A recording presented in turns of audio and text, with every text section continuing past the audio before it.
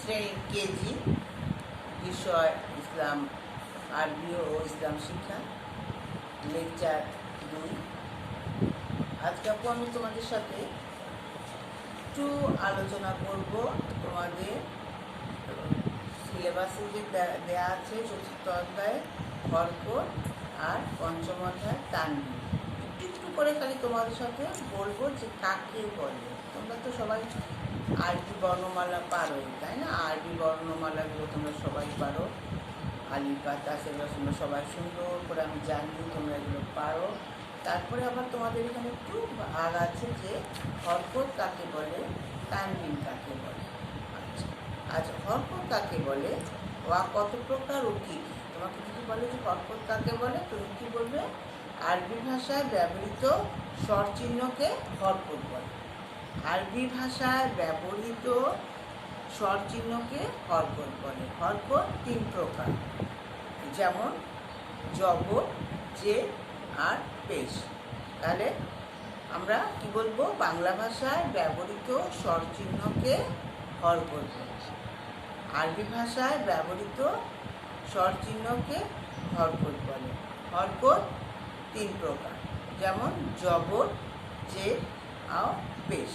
তাহলে হরকত বাংলায় দেখবে একটা আকার আছে, স্বর একটা আকার দিলে স্বরে আ হয়, তাই না? আকারের মতো উচ্চারিত হয়। এরকম দেখবে আলিফের উপর একটা চিহ্ন আছে, সেটা যেমন আলিফ, উপর একটা চিহ্ন আছে, বার উপর একটা চিহ্ন আছে, এরকম একটা লাইন, একটা দাগ কাটার মতো আছে দেখবে। হ্যাঁ, সেটাই হলো তোমার কি জবর। আর নিচে একটা আছে যেটা নিচে বসে, আর আলিফ, সেটাকে তুমি বলবে রস্যির মতো, বীর মতো তুমি দেখবে আলিফের নিচে বসে বার নিচে বসে, এরকম যদি হয় তাহলে তুমি সেটা দেখবে যে। আর উপরে এরকম একটু রস্যুকার মতো থাকে, যেটা যেমন বাংলায় উচ্চারণের করার সময় রস্যুকার মতো হয়, সেটা হলো তোমার কি পেশ। তাহলে কি তুমি শুধু জানবে যে হরকত কাকে বলে, হরকত কয় প্রকার ও কী কী। তাহলে আরবি ভাষায় ব্যবহৃত স্বরচিহ্নকে হরকত বলে। হরকত 3 প্রকার, একটা হচ্ছে জবর, জের আর পেশ। 3টা প্রকার সুন্দর করে তোমাদের বইয়ের মধ্যে দেওয়া আছে, তোমরা দেখবে, এটা তোমরা ভুলবে না। তাহলে তোমাদের আরবি পড়তে সুবিধা হবে। যদি তুমি ছোটোখাটো এই জিনিসগুলো যদি তুমি জানো, তাহলে তোমাদের পড়তে হবে। আবার তোমাদের বইয়ের মধ্যে লেখা আছে তানবিন কাকে বলে। তানবিন কাকে বলে দেখো, 2 জবর, 2 জের ও 2 পেশকে তানবিন বলে। 2 জবর, 2 জের আর 2 পেশকে তানবিন বলে। দেখো আলিফ 2 জবর এখানে দেওয়া আছে, হ্যাঁ, এখানে দেওয়া আছে যেমন 2 জবর বান, 2 জের বিন, 2 পেশ বুন। হ্যাঁ, 2 জবর বান, 2 জের বিন, 2 পেশ বুন। তাহলে আমরা দেখতে পেলাম কি তানবিন কাকে বলে। তানবিন হলো 2 জবর, 2 জের আর 2 পেশকে তানবিন বলে। আর তানবিন আমরা দেখবে খুব সুন্দর করে তোমাদের ইয়ের মধ্যে দেওয়া আছে, দেখবে এরকম করে উপরে 2টা করে এরকম এক পাশে, যেমন আমরা সমান চিহ্ন দিয়ে এরকম করে 2টা চিহ্ন দেওয়া আছে। সেই 2টা চিহ্ন হলো 2 জবর বান, 2 জের বিন, 2 পেশ বুন। এরকম করে আমরা পড়ার সময় পড়ব। তাহলে আমাদের হরকত কাকে বলে আর তানবিন কাকে বলে, এটা আর আমরা ভুলবো না। কি ভুলবে না। একটু বাসায় যদি তুমি লিখে পড়ো, আর তাহলেই তোমার শেখা হয়ে যাবে। সবচেয়ে আগে আমি যেটা বলবো সেটা হলো, তোমরা সবাই বাসায় খুব সুন্দর করে একটা খাতার মধ্যে তোমরা এরকম করে টানবে, স্কেল দিয়ে মাপ করে সুন্দর করে ঘর করবে। ঘর করে সেটার মধ্যে সবাই আরবি বর্ণমালাগুলো আগে লিখবে। আরবি বর্ণমালাগুলো লিখবে, আলিফ থেকে একবারে শেষ পর্যন্ত সবগুলো লিখবে। লিখে তুমি দেখবে, আগে বই দেখেই লিখবে। তুমি আগে বই দেখে শিখো, তো তোমাকে না দেখে লেখার কথা আমি বলছি না। তুমি বই দেখে দেখে 1 বার 2 বার 3 বার 5 বার 10 বার যাবার তোমার মনে হয়, যতবার তোমার আয়ত্তে না আসবে তুমি ততবারই বই দেখে লিখো। বই দেখে লিখলে তোমার অনেকটাই শেখা হবে। তারপরে তুমি একা একাই লিখতে পারবে। এতবার লিখতে লিখতে দেখবো তুমি তখন একাই পারবে। এটা লিখলে তোমার হবে কি, তুমি কোনটার মধ্যে তোমার এই যে এই হরকতগুলো বসছে তুমি এগুলো দেখতে পারবে। কোনটার মধ্যে একটা কোনটার মধ্যে দুইটা, তুমি এগুলো সম্পর্কে তোমার একটা ধারণা হবে। তারপরে তুমি এটা তোমাকে পড়তে সুবিধা হবে। তাহলে তুমি আগে এই যে নোক্তা কাকে বলে, হ্যাঁ নোক্তা শিখতে হবে। আমরা যদি নোক্তা না জানি, নোক্তার পরিচয় আগে জানতে হবে। আরবি বর্ণমালার মধ্যে যে কোনো কোনো হরফের উপরে বা নিচে ফোঁটা থাকে বা বিন্দু থাকে, এই ফোঁটাকেই নোক্তা বলে। দেখবে আরবি হরফগুলোর মধ্যে কোনো কোনো হরফের উপরে থাকে, কোনো কোনো হরফের নিচে থাকে। এই ফোঁটা বা চিহ্নকেই কী বলে, নোক্তা বলে। তাহলে আমরা আগে নোক্তা জানতে হবে, তারপরে তুমি হরকতে যাও, তারপরে তুমি তানবিনে যাও। আগে তোমাকে নোক্তাগুলো জানতে হবে। আলিফের বা তা সা, তুমি এগুলো আগে সুন্দর করে, আমি আশা করি তুমি এগুলো সব করে দিবে। তারপরে তুমি বুঝতে পারবে যে তোমার নোক্তা হরফ কয়টি, নোক্তাবিহীন হরফ কয়টি, হ্যাঁ 1 নোক্তাযুক্ত হরফ কয়টি, 2 নোক্তাযুক্ত হরফ কয়টি, তুমি তখন নিজেই পারবে। যেমন মনে করো নোক্তাবিহীন মানে নোক্তা নাই, এরকম হরফ হলো আরবি বর্ণমালায় 14টি। বুঝতে পেরেছ?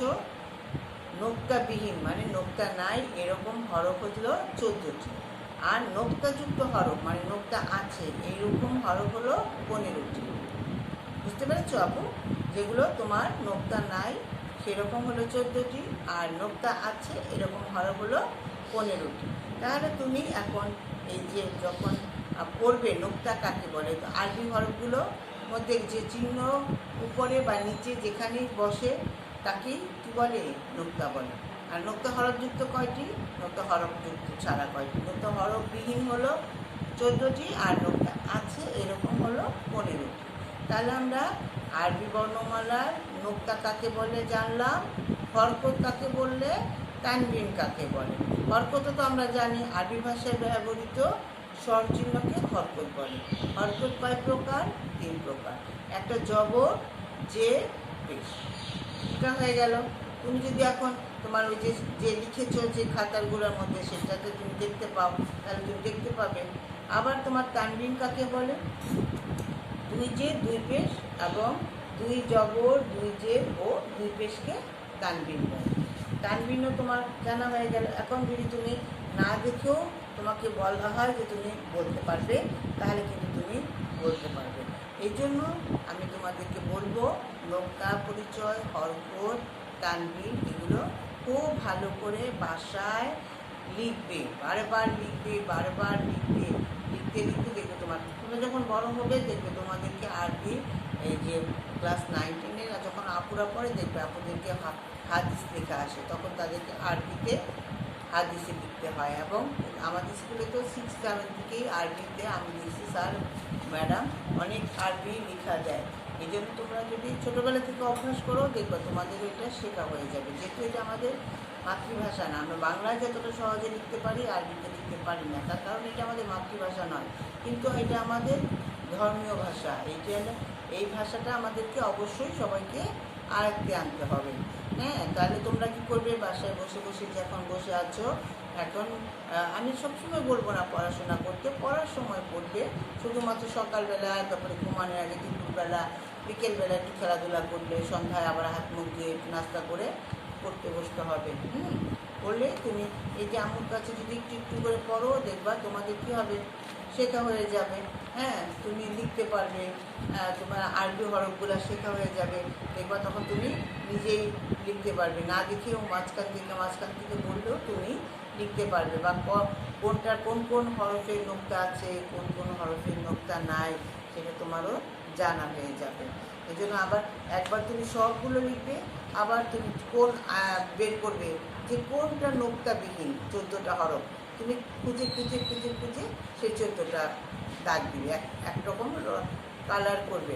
আবার মনে করো কোনটার মধ্যে তোমার কোন কোন হরফে তোমার কি আছে, নোক্তা যুক্ত হরফ, সেই 15টা নোক্তা হরফযুক্ত হরফ খুঁজে খুঁজে তুমি অন্য রঙের একটা পেন্সিল দিয়ে দাগ দিবে।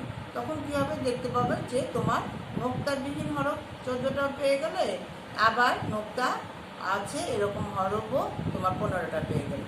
এই যে তোমরা খেলা করতে করতে কিন্তু তোমার কিন্তু শেখা হয়ে যাবে। আমি আবার বলছি, কোনোভাবেই কিন্তু আমরা আজকে যা পড়লাম বলা যাবে না, মনে রাখতে হবে। একটু বাসায় আম্মুর সামনে একটু পড়লেই তোমাদের হয়ে যাবে। হরকত কাকে বলে, তানবিন কাকে বলে, তারপরে নোক্তা কাকে বলে, নোক্তাযুক্ত হরফ কয়টি না হরফ কয়টি, এগুলো তোমরা বাসায় পড়বে। আমরা আজকে যেটুকু শিখলাম এইটুকু বাসায় বারবার পড়বে। আবার আগামী ক্লাসে আমরা যখন পড়বো, হ্যাঁ, তখন আমরা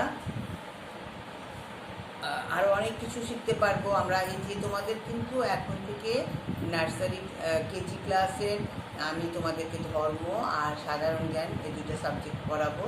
যদিও তোমাদের কিন্তু এই সাবজেক্ট দুটো কিন্তু মৌখিক, লিখিত না, তোমাদের কিন্তু এটা লিখা আসবে না, মৌখিক আসবে। এই জন্য তোমরা মুখে মুখে ভাষায় শিখবে।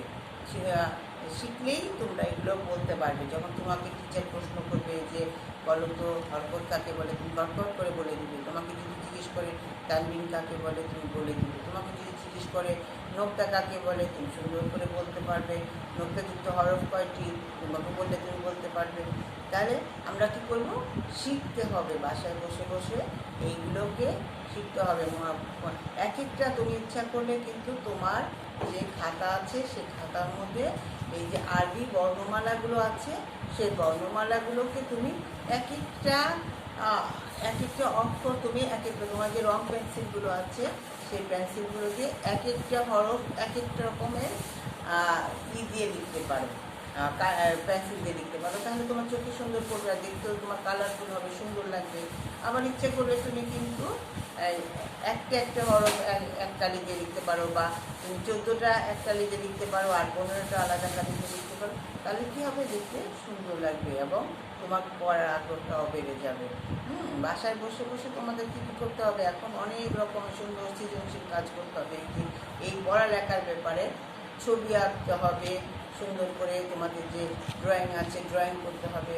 তারপরে তোমাদের সাধারণ জ্ঞানের অন্যান্য বইগুলো তোমাদের পড়তে হবে। আমি কিন্তু তোমাদের এই দুটো ক্লাসেই চেষ্টা করব তোমাদের সাধারণ জ্ঞানের যেগুলো তোমাদের সবসময় তোমরা পড়ো সেগুলো নিয়েই আমি তোমাদেরকে আলোচনা করব।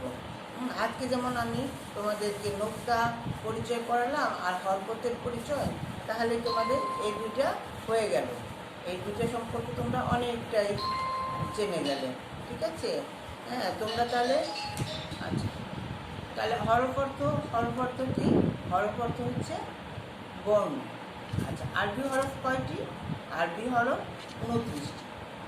তুমি সুন্দর করে এখানে তোমাদের আমি বারবার বলছি, সুন্দর করে পেন্সিল দিয়ে খাতার মধ্যে ঘর করবে, সুন্দর করে আলিফ থেকে লিখে সবগুলো তুমি লিখবে। তোমাদের অনেকগুলো বই আছে, দেখবে তোমাদের যে আরবি বই আছে সেগুলোর মধ্যে হরফ করা থাকে, তুমি একটা বাদ দিয়ে লিখবে। আবার যদি তোমাকে মাঝখান থেকে জিজ্ঞেস করে এটা কি তুমি যেন বলতে পারো। হ্যাঁ, এই জন্য হরফগুলো খুব সুন্দর করে হরফগুলো লেখা শিখবে এবং জানবে, নাম পড়বে এবং একেবারে সুন্দর করে পড়বে। আর হুজুরের কাছে এখন থেকে এই আরবি পড়াটা শিখে ফেলবে বা আম্মুর কাছে শিখে ফেলবে, কারণ তুমি তাহলে তোমার এই আরবি সম্পর্কে তোমার একটা পরিষ্কার ধারণা হবে। হ্যাঁ, তুমি তো ছোটো মানুষ, একবারে ছোটো মানুষ, মাত্র নার্সারি থেকে কেজিতে উঠেছ। তোমাদের মৌখিকভাবে এইগুলো পড়া জিজ্ঞেস করবে, তোমার টেনশনেরও কিছু নয়, ভয়েরও কিছু নয়। তোমাকে টিচার সুন্দর করে জিজ্ঞেস করবে আর তুমি সুন্দর করে গট করে সবগুলো বলে দিবে। আরবি হরফগুলো তুমি চিনলেই তুমি বলতে পারবে। এই জন্য বলছি যে বাসায় সুন্দর করে এই আরবি হরফগুলো করে হাত ঘুরিয়ে লিখবে। হাত সুন্দর করে আম্মুকে বলবে যে আম্মু আমাকে হরফ করে দাও, আমি এইগুলো লেখা শিখবো। এই লেখাগুলো শিখবে তুমি সুন্দর করে হরকতগুলো, নক্তাগুলো, তানবিনগুলো বলতে পারবে। হ্যাঁ, তাহলে তুমি আর আপা তোমাদেরকে নাজমুন্নাহার ম্যাম তোমাদের খুব সুন্দর করে কতগুলো প্রশ্ন দিয়েছিল। হ্যাঁ, তোমরা এইবার বার্ষিকের জন্য 1 থেকে 13 পর্যন্ত একবার পড়েছো, আর বাকিগুলো তোমাদের করে ফেলতে হবে। আমি বাকিগুলো তোমাদের আস্তে আস্তে তোমাদেরকে পড়াই দেবো। শুধুমাত্র আমাদের কয়েকটা ক্লাসে আমরা এগুলো সব শেষ করে ফেলবো, তারপর আবার আমরা রিভিশনে যাব। হ্যাঁ, রিভিশন মানে পুনরায় আলোচনা করব। হ্যাঁ, কারণ আমাদের হাতে এখন সময় আছে, আমরা তো এখন স্কুলে যাচ্ছি না, বাসায় আছি। বাসায় বসে বসে আমরা কি এই যে আমরা ইউটিউবে ক্লাস নিচ্ছি, আর তোমরা ক্লাসগুলো দেখবে, মনোযোগ দিয়ে দেখবে, দেখে দেখে শিখবে। হ্যাঁ, তোমরা যদি না বুঝতে পারো আমাকে জিজ্ঞেস করবে, কমেন্ট করতে বলবে, আম্মুকে বলবে যে আম্মু দেখো এটা আমার আর ম্যাডাম কী বলেছে, আমি তো বুঝলাম না, বুঝিয়ে দাও। আমি সুন্দর করে আবার তোমাদেরকে বুঝিয়ে দেবো। তোমাদের ছোটো মানুষ, তোমাদের তো ধরে ধরে আমরা স্কুলে ধরে ধরে পড়াইছি, কাছে নিয়ে পড়াইছি। যে একটু কম বুঝে তাকে আমরা কাছে নিয়ে ধরে ধরে বুঝাই। এখন তো সেই সুযোগটা নাই, এখন তো আমরা বলে যাচ্ছি আর তোমরা বাইরে আছো, তোমরা শুনছো। এই জন্য আমাদের একটু কষ্ট হচ্ছে, তোমাদেরও শুনতে একটু কষ্ট হবে। আশা করি আমাদের যখন স্কুল খুলে যাবে এই কষ্টটা আর আমাদের থাকবে না। আমরা সবাই একটু পড়াশোনায় মনোযোগ দেবো। তোমরা বাসায় বসে বসে পড়বে, খেলাধুলাও করবে, আমার জন্য দোয়া করবে। আমিও তোমাদের জন্য অনেক অনেক দোয়া করছি যেন আমরা সবাই আবার স্কুলে বসে পড়াশোনা করতে পারি। হ্যাঁ, সবাই ভালো থাকো, সুস্থ থাকো। হ্যাঁ, নিয়মিতভাবে পড়াশোনা করো, ঠিক আছে? আমি তোমাদেরকে আবার আগামী ক্লাসে বাকি পড়াগুলো নিয়ে আলোচনা করব। সবাই ভালো থাকো, সুস্থ থাকো। আল্লাহ হাফেজ।